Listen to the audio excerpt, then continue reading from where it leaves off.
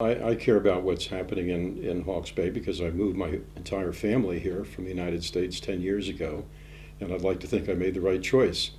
And as I got involved in the community here, which I was determined to do as a immigrant, I just began to see all the frustrations that folks had in getting things done that involved council help, one way or the other.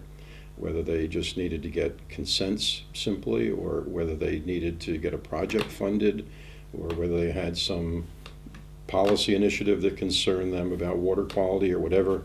There were just too many hands in the kitty, too many places to go, confusion about who actually was responsible for different kinds of things that are going on.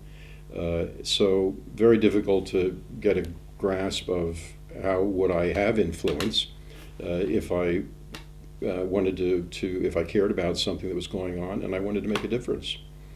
So I began getting involved from that perspective, and as probably most people know, started Bay Buzz as a way to kind of keep track of what councils were doing, and spent a lot of time myself visiting the councils, watching what was going on, and so forth. So I got a pretty quick dose early on as to how complicated, confusing, non-responsive the present system is.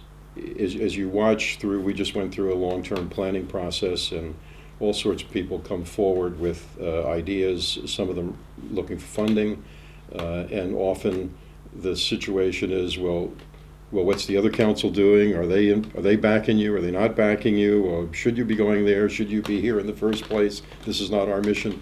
There's a lot of just sort of passing of the buck around, which is inevitable with four territorials. Another council has another role in it. But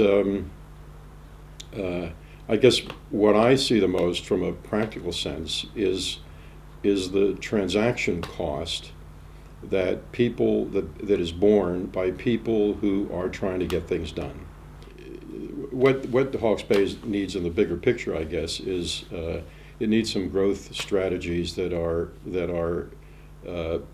compatible with environmental protection. And to get there, you have to have multi-year strategies that everybody buys into, that are adequately funded, that are mindful of trends outside the region, and that takes a capacity on the part of local government that our five bodies just don't have individually. So the challenges of growing the Bay in a sustainable way, these are increasingly complex, increasingly technical, and it requires a certain sophistication to work your way through this. And I don't think we have councils today that are up to snuff and able to do that. And I would hope that if we had a unitary council, it would be better able to carry the ball on those kinds of things.